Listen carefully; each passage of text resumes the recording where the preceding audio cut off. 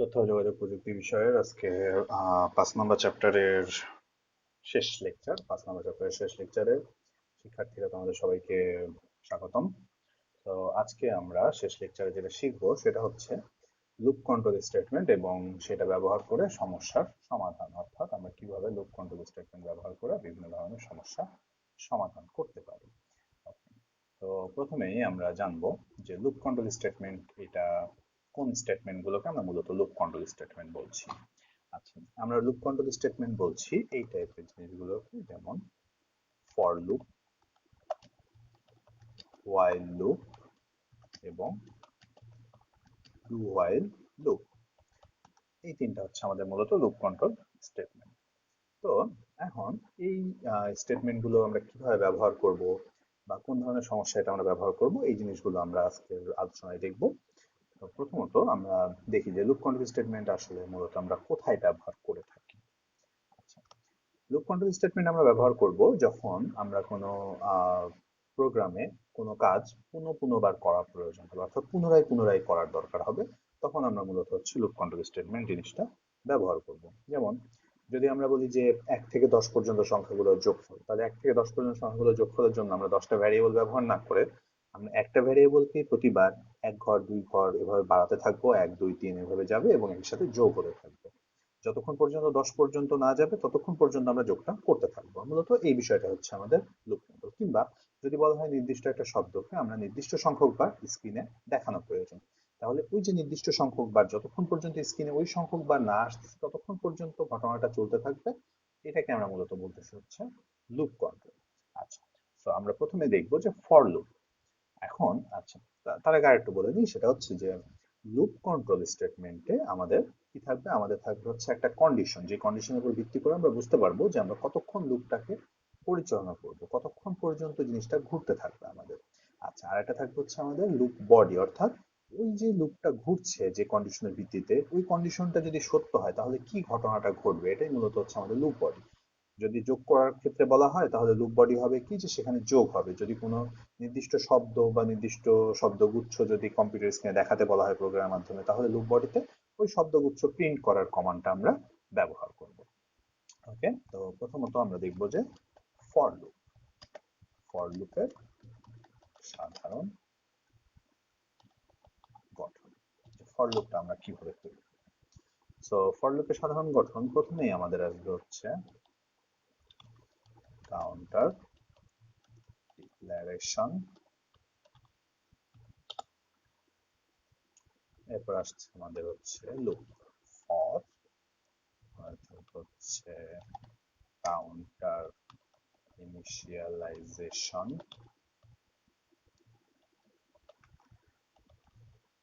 Condition এবং counter increment or decrement. এই হচ্ছে আমাদের ফর লুপের গঠন। একটু বড় হয়ে গেছে, একসাথে নিয়ে আসি আমরা। হ্যাঁ, তাহলে এইটা। ওকে, আচ্ছা, এখন এখানে কি হচ্ছে। আচ্ছা, এরপরে থাকবে হচ্ছে আমাদের একটা সেকেন্ড ব্র্যাকেট, সেকেন্ড ব্র্যাকেটের মধ্যে আমাদের থাকবে হচ্ছে লুপ বডি অর স্টেটমেন্ট। এই হচ্ছে আমাদের ফর লুপের গঠন।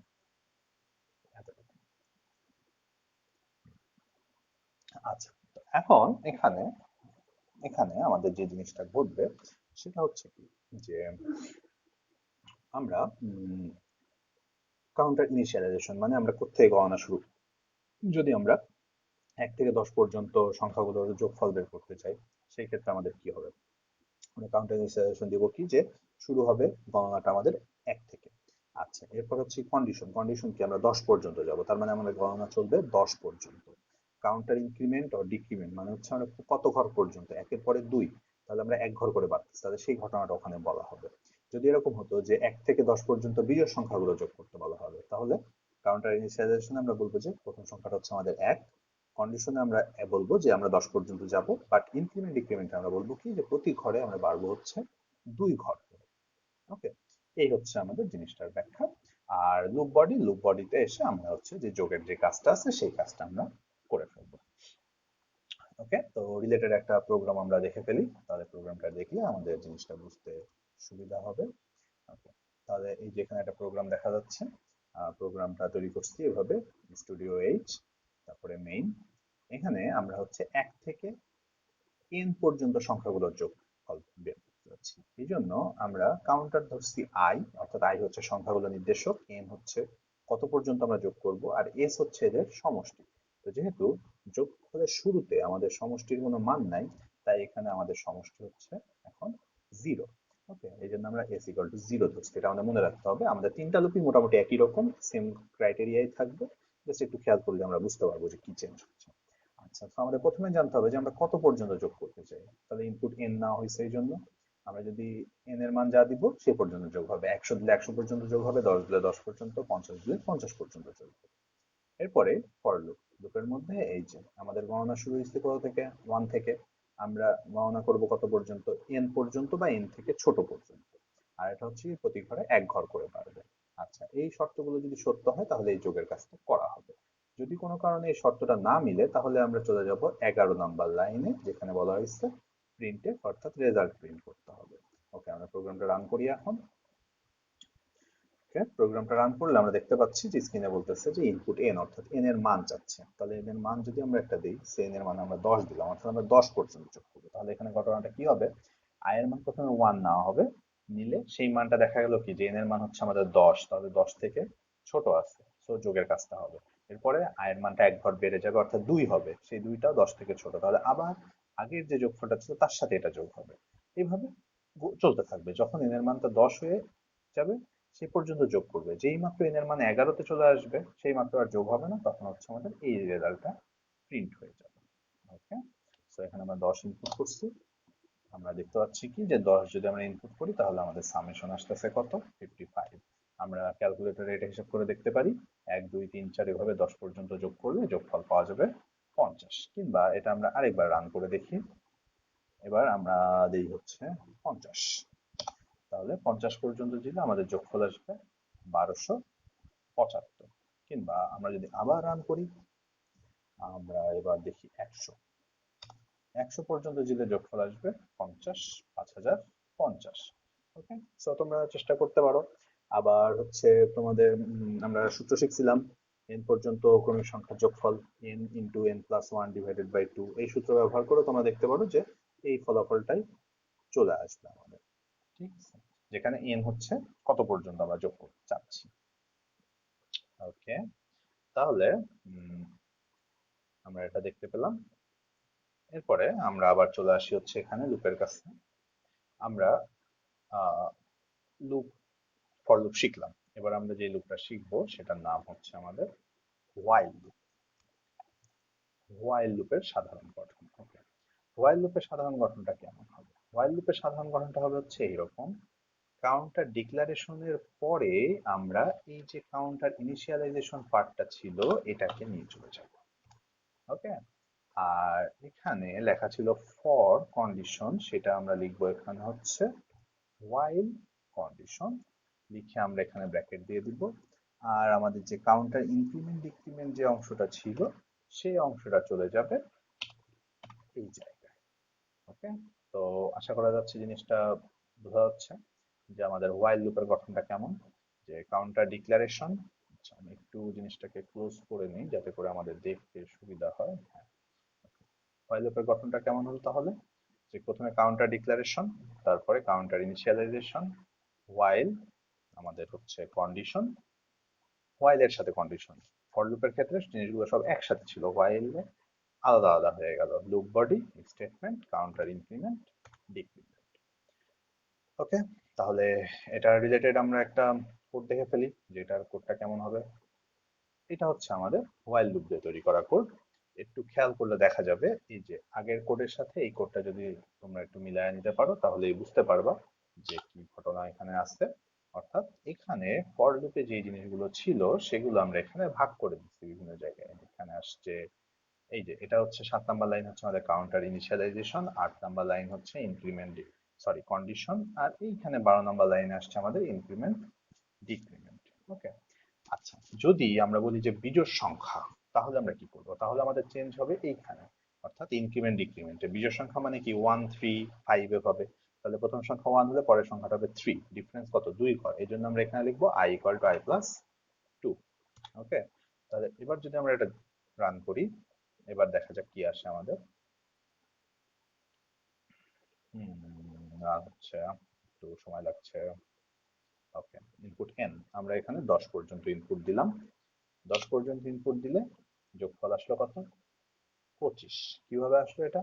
আমরা এটাই যে প্রথমে 1 যোগ করব, তারপর 3 যোগ করব। তাহলে 1 আর 3 এ 4, তার সাথে যোগ করব আমরা কত? 5, 4 5 এ 9, তার সাথে যোগ করব আমরা হচ্ছে 7, 9 7 16, তার সাথে যোগ করব আমরা হচ্ছে 9, 25। 10 আর যোগ করা যাবে না, কারণ এখানে 10 কিন্তু বিজোড় সংখ্যা না। ওকে, কিংবা যদি এটা জোড় সংখ্যা হতো, ওকে, যে তাহলে কি করব? জোড় সংখ্যা কিন্তু 1 না, তাহলে এখানে কাউন্টার ইনিশিয়ালাইজেশনের সময় 1 এর এখানে আমরা দিব 2। তাহলে এটা কি হবে? জোড় সংখ্যাগুলো যোগ করবে এবার। ওকে, এবার আমরা রান করে দেখি কি আসে। এবার আমরা 10 ইনপুট করলাম, এই যে জোড় সংখ্যাগুলো যোগফল আসলো 30। ঠিক আছে, তাহলে এইটা হচ্ছে আমাদের হোয়াইল লুপ। এইভাবে আমরা হচ্ছে হোয়াইল লুপ নিয়ে কাজ করতে পারবো। আচ্ছা, তাহলে এটা হলো আমাদের। এরপরে আমরা যেটা দেখব, এটা হচ্ছে আমাদের ডু হোয়াইল। এটার নাম হচ্ছে আমাদের ডু হোয়াইল। ডু হোয়াইল লুপটাও হোয়াইল লুপের মতোই, জাস্ট এখানে চেঞ্জটা কি? চেঞ্জটা হচ্ছে যে এই যে হোয়াইল কন্ডিশন, এটা চলে আসবে এই ব্র্যাকেটের নিচে, আর এইখানে আসবে আমাদের হচ্ছে একটা ডু। অর্থাৎ হোয়াইল লুপের ক্ষেত্রে এই হোয়াইল কন্ডিশন এটা ছিল ডু এর লাইনে, যেটা এখানে চলে আসলো। ওকে, আর এখানে আমাদের একটা সেমিকোলন বসে যাবে। তাহলে তোমরা যদি তিনটা জিনিস পাশাপাশি একটু খাতায় লিখে নিয়ে চিন্তা করো, তাহলে বুঝতে পারবা যে তিনটা জিনিস আসলে একই রকমই, কিন্তু জাস্ট হচ্ছে তাদের অবস্থানগুলো চেঞ্জ করে দেওয়া হচ্ছে, এতে করে তাদের মান চেঞ্জ হয়ে যাচ্ছে। ওকে, আমরা এখানে হোয়াইল লুপটা দেখতে পাচ্ছি, ডু হোয়াইল লুপ। দেখো যে হোয়াইল লুপে 8 নম্বর লাইনে আমাদের হোয়াইল ছিল, ডু হোয়াইল লুপে 8 নম্বর লাইনে আসছে আমাদের ডু। আর হোয়াইলটা কোথায় চলে গেছে? হোয়াইলটা চলে গেছে নিচে। তো নিচে গেলে 12 নম্বর লাইনের পরে যাবে। তো এই যে 12 নম্বর লাইনের পরে 13 নম্বর লাইন আমাদের হোয়াইলটা চলে আসছে। ঠিক আছে, আচ্ছা, তাহলে এটা আমরা একটু রান করি, রান করে দেখি যে এটা থেকে আমাদের কি ধরনের ফলাফল আমরা জেনারেট করতে পারি। রান।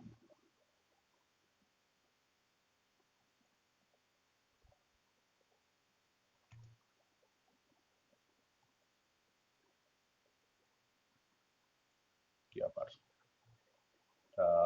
রান হচ্ছে না কেন?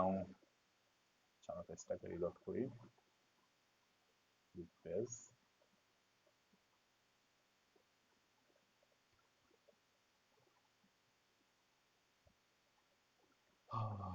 একটু আসলে ইন্টারনেট অনলাইন কম্পাইলারের কারণে একটু আমাদের রান হতে সময় নিচ্ছে। আমরা আশা করতেছি কিছুক্ষণের মধ্যেই আমরা দেখতে পাবো যে জিনিসটা রান হচ্ছে। ওকে, রান। হ্যাঁ, এই যে রান হয়ে গেছে। সো আমরা এখানে আমরা যদি 10 ইনপুট করি, তাহলে দেখবো কি, এই যে ফলাফল কিন্তু 55 আসছে, অর্থাৎ ফর লুপ দিয়ে যেরকম ফলাফল দেখছি, হোয়াইলে যেরকম দেখছি, সেম ফলাফল কিন্তু আমরা এখানে দেখতে পাচ্ছি। তাহলে এখানে জাস্ট চেঞ্জ হলো কি, হোয়াইলের লাইনটা ডুয়েল লাইনের কাছে চলে গেছে। ঠিক আছে, এই হচ্ছে আমাদের পরিবর্তন। আচ্ছা, তাহলে এই হচ্ছে আমাদের 3 রকম লুপ: হোয়াইল, ডু হোয়াইল এবং ফর লুপ। একটা জিনিস আমাদের মনে রাখতে হবে, সেটা হচ্ছে কি, যে আমরা এই জিনিসটা মনে রাখবো সবসময়, সেটা হচ্ছে do while, sorry, do while এবং সরি ডু হোয়াইল লুপকে এক্সিট কন্ট্রোল লুপ বলা হয়। ওকে, আর অন্যদিকে ফর লুপ এবং হোয়াইল লুপকে এন্ট্রি কন্ট্রোল লুপ বলা হয়। ওকে, এটা আমাদের মনে রাখতে হবে। ওকে, অর্থাৎ এক্সিট কন্ট্রোল লুপ হচ্ছে ডু হোয়াইল লুপ, আর এন্ট্রি কন্ট্রোল লুপ হচ্ছে ফর লুপ এবং হোয়াইল লুপ। আচ্ছা, এক্সিট আর এন্ট্রি কন্ট্রোলটা কি জিনিস? আমরা এর জন্য আবার একটু আগের জায়গায় ফিরে যাই যেখানে আমরা প্রোগ্রামগুলো দেখছিলাম। খেয়াল করে দেখো যে ডু হোয়াইল এর ক্ষেত্রে কন্ডিশনটা পরে আছে আর লুপ বডিটা আগে আসছে, বাট হোয়াইল এর ক্ষেত্রে কন্ডিশন আগে আছে, লুপ বডি পরে আছে। ফর লুপেও সেম, কন্ডিশনটা আগে আছে, লুপ বডি পরে আছে। অর্থাৎ যেগুলোতে কন্ডিশন আগে থাকে এবং লুপ বডি পরে থাকে সেগুলোকে আমরা বলি হচ্ছে এন্ট্রি কন্ট্রোল লুপ, আর যেখানে এটার বিপরীত ঘটনা অর্থাৎ হচ্ছে কন্ডিশনটা পরে থাকে এবং হচ্ছে লুপ বডি আগে থাকে সেটাকে আমরা বলি হচ্ছে এক্সিট কন্ট্রোল লুপ। ওকে, তাহলে এই হচ্ছে আমাদের এন্ট্রি কন্ট্রোল এবং এক্সিট কন্ট্রোল। ওকে, এখানে আমরা আরেকটা জিনিস দেখবো যে কোনো লেখা কিভাবে আমরা এই লুপের মাধ্যমে প্রকাশ করতে পারি। ওকে, সেটার জন্য এই কোডটা আমাদের, যে এখানে আমরা বলতেছি কি যে কম্পিউটার শব্দটা আমরা 5 বার বা n সংখ্যক বার দেখাতে চাই। এর জন্য আমরা কি করব, তাহলে আই হচ্ছে যেটা যেটা দিয়ে আমরা কতবার দেখাতে চাই বা কত নাম্বার বার দেখানো হচ্ছে এটা কাউন্ট কন্ট্রোল করা হবে। এন দিয়ে আমরা বুঝাবো যে আমরা কত পর্যন্ত দেখাতে চাই। ওকে, তাহলে এই যে যে আই এর মান যখন 1 হবে তখন একবার কম্পিউটার লেখাটা প্রিন্ট হবে। ব্যাকস্ল্যাশ এন দিয়ে হচ্ছে নিউ লাইন বোঝানো হয়, অর্থাৎ নতুন লাইন। যদি আমরা এটা না দিই তাহলে দেখা গেলো এক লাইনে প্রিন্ট হয়ে যাবে, যেটা আমরা চাই না। আচ্ছা, তো এটা আমরা একটু রান করে দেখি। আমরা এখানে এন এর যে মানটা চাবে, আমরা এখানে এন এর মান দিলাম ধরা যাক 6। তাহলে এন এর মান 6 দিলে কি হবে?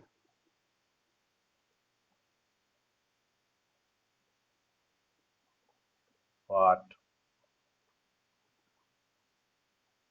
আও, 66 হয়ে গেছে।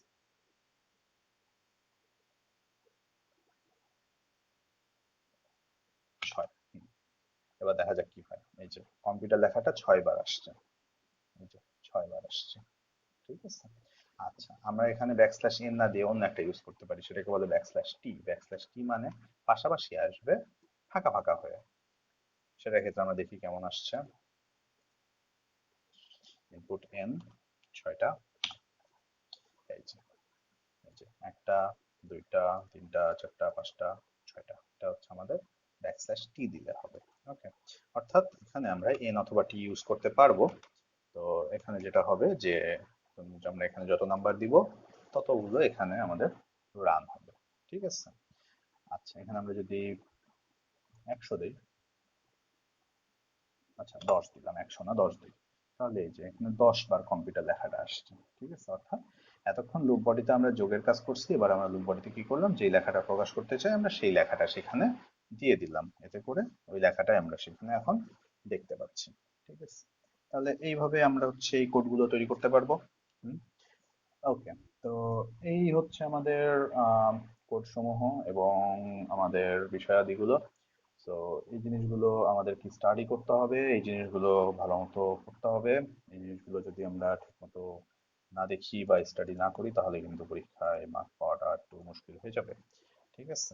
আচ্ছা, তো এই চ্যাপ্টার রিলেটেড যদি কারো কোনো সমস্যা থেকে থাকে তাহলে সেটা একটু আমাকে জানাতে হবে। আমাকে জানানোর বা আমার কাছে রিচ করার মেলা রকম উপায় আছে, সেই উপায়গুলো ব্যবহার করে আমার সাথে যোগাযোগ করা যেতে পারে। সো তোমাদের সবাইকে অসংখ্য ধন্যবাদ, থ্যাংক ইউ ভেরি মাচ। এবং কি, stay home, stay stay safe. ওকে।